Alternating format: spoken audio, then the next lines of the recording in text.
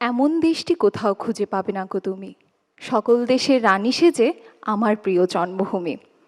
মাননীয় মডারেটর, স্বাধীনতা ৫৪ বছরে এসেও যখন আমাদের মাঝে জেঁকে বসেছে ব্র্যান্ড নির্ভরতা, যখন জেঁকে বসেছে বিদেশি ব্র্যান্ডই যেন সেরা, ঠিক সেই সময় দাঁড়িয়ে আজ আমাদের বিতর্কের বিষয় নির্ধারিত হয়েছে স্বদেশি পণ্য ব্যবহার বৃদ্ধিতে মানহীনতা নয়, মানসিকতাই প্রধান অন্তরায়। যুক্তিযুক্ত কারণে আমিও আমার দল এর পক্ষে অবস্থান করছি। মাননীয় মডারেটর, বাংলাদেশের টুপির বাজার বছর জুড়ে বিশ্বখ্যাত। দেশের উপকূলীয় অঞ্চলের নারী ও কিশোরীদের হাতে তৈরি হচ্ছে বিশেষ ধরনের টুপি। জানেন কি, এই হাতে তৈরি টুপির প্রধান রপ্তানিকারক দেশকে? ওমান। এছাড়াও সৌদি আরব, মালয়েশিয়া, ইন্দোনেশিয়ার মতো ইত্যাদি ইত্যাদি মধ্যপ্রাচ্যের দেশগুলো এই টুপি আমদানি করছে প্রতিনিয়ত বাংলাদেশ থেকে। 2022-23 অর্থ বছরে 447.43 মিলিয়ন মার্কিন ডলার রপ্তানি করে আয় করেছিল বাংলাদেশ শুধুমাত্র এই টুপি খাত থেকে। সেখানে 60%ই বাংলাদেশি নারী ও কিশোরীদের হাত দিয়ে তৈরি। অথচ এখানেও খেয়াল করব আমাদের রুগ্ন মানসিকতা কিভাবে, আজ প্রমাণ করি। 2023-24 সালে আমদানি পরিসংখ্যানে দেখা গিয়েছে যে বাংলাদেশ টুপি আমদানি করেছে 2.02 মিলিয়ন মার্কিন ডলার। মাননীয় মডারেটর, যখন সেই টুপি খাতি আমরা বহির্বিশ্বে রপ্তানি করছি, সেই টুপি কেন আমাদেরকে আমদানি করতে হচ্ছে? এর পেছনের কারণটা কি জানেন? এর পেছনের কারণ হলো আমাদের মনে জেগে বসা উচ্চাভিলাষী মনোভাব। কেননা আমরা আমাদের স্বদেশের পণ্যের প্রতি সীমাবদ্ধ নই। আমাদের মানসিকতা এতটাই নিম্ন যে আমরা চাই, আমরা আমাদের আভিজাত্যের প্রতীক দেখাতে চাই, আমরা আমাদের আভিজাত্যকে দেখাতে চাই যে না, আমাদের কাছে আরও সুন্দর মানের টুপি দরকার। ঠিক তখনই আমরা এই টুপিগুলো আমদানি করছি। মাননীয় মডারেটর, আমাদের বিপক্ষ দলের দ্বিতীয় বক্তা বলে গেলেন ইলেকট্রনিক্স পণ্যের কথা। সেই ইলেকট্রনিক্স পণ্যগুলো নাকি মানহীন বলে আমরা বিদেশি ব্র্যান্ডের পিছনে ছুটছি। আপনাদের বলি, ইলেকট্রনিক্স পণ্য রপ্তানিতে বর্তমানে বাংলাদেশ বৃদ্ধি পাচ্ছে। ঠিক কিভাবে?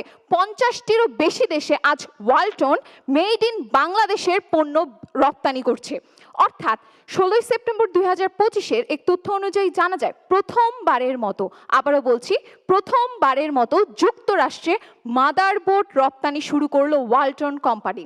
এবং সেই অনুষ্ঠানে বলা হয়েছিল যে দেশে সিলিকন ভ্যালি রয়েছে ঠিক সেই দেশেই আমরা মাদারবোর্ড রপ্তানি করছি। এটা নিশ্চয়ই বাংলাদেশের জন্য একটি মাইল ফলকই বটে। তবে আপনাদের বলতে চাই, যখন ওয়ালটনের মতো একটি কোম্পানি বহির্বিশ্বে রপ্তানি করছে মাদারবোর্ডের মতো একটা সুন্দর জিনিস, ঠিক তখনই কেন আমার দেশের জনগণ টিভি থেকে শুরু করে ফ্রিজ কিনতে গেলে সব জায়গায় ওয়ালটনকে না খুঁজে এলজিকে খুঁজে? এর পেছনে কি জেকে বসা আমাদের ব্র্যান্ড নির্ভরতাকে দাবি করছে না? প্রশ্ন রেখে গেলাম, আশা করি উত্তর দিয়ে যাবেন।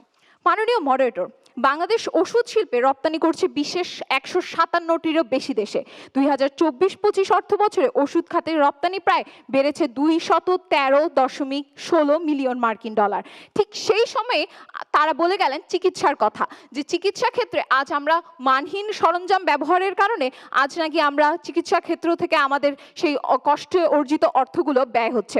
তাদেরকে জানাতে চাই, উদ্যোক্তারা 10ই আগস্ট 2025-এর প্রথম আলোর একটি প্রতিবেদনে স্পষ্টতরভাবে বলেছে, আমাদের দেশে চিকিৎসা সরঞ্জাম উৎপাদিত হয় মাত্র 10%। 90%ই আমরা বহির্বিশ্ব থেকে আমদানি করি। মাননীয় মডারেটর, আমার কাছে একটি প্রশ্ন।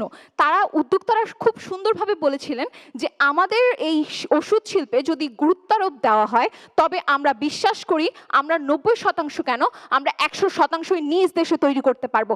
জি মাননীয় মডারেটর, আমরা তাই বলছি যে আমাদের পণ্যগুলো মানহীন নয়, আমাদের পণ্যগুলো মানসম্মত আছে, কিন্তু আমাদের সেই মানসিকতা নাই যে আমরা সেই পণ্যগুলো ক্রয় করব। কেননা আমরা চাই না যে স্বদেশি পণ্য আমাদের ব্যবহার বৃদ্ধি পাক। আমাদের মাঝে তো জেকে বসে আছে সেই ধরনের রুগ্ন মানসিকতা। মাননীয় মডারেটর, তারা বলে গেলেন পণ্য যতক্ষণ মানহীন থাকবে আমরা আমাদের মানসিকতার দায়ে আমরা কখনোই সেই পণ্য কিনবো না। আবেগে চললে তো আর হয় না। তাদেরকে বলতে চাই, মানসিকতার মানে কি? মানসিকতার মানে একটি মনস্তাত্ত্বিক অবস্থা, তথা আপনি আপনার মনকে বোঝাচ্ছেন যে না, এটা আমাকে কিনতে হবে। কেন কিনতে হবে আমি বলি। যখন একটি পণ্য ক্রয়ের কথা আসে, সেই পণ্য ক্রয়ের সময় শুধু কি ক্রেতার মানসিকতাই দায়ী? মোটেও নয়। ক্রেতা, বিক্রেতা, উৎপাদকের মানসিকতা এবং বাজারজাতের সাথে সংশ্লিষ্ট সকলের মানসিকতাও এর মাঝে দায়ী। অর্থাৎ তারা যখন বলে গেল ভেজাল দ্রব্যর কথাগুলো যে ভেজাল রয়েছে, তখন আমি বলতে চাই বিএসটিআই কর্তৃক অনুমোদিত যে সকল পণ্য রয়েছে সেই সকল পণ্যগুলোকে অবশ্যই বৈধ হতে হবে। এবং সেই বৈধ পণ্যগুলো কখন হবে বলেন দেখি? যখন আমাদের মানসিকতা উন্নত হবে। ধন্যবাদ মাননীয় মডারেটর।